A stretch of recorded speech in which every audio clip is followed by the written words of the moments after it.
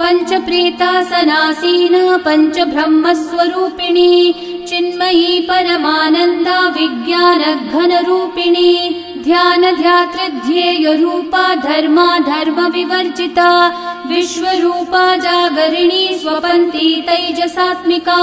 सुप्ता प्राज्ञात्मिका तुर्या सर्वावस्था विवर्जिता सृष्टिकर्त्री ब्रह्मरूपा गोप्त्री गोविन्दरूपिणी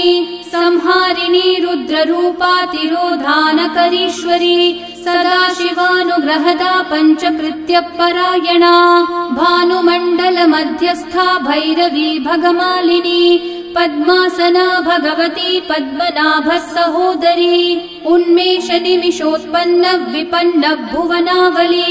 सहस्रशीर्षवदना सहस्राक्षी सहस्रपात् आब्रह्मकीटजननी वर्णाश्रमविधायिनी।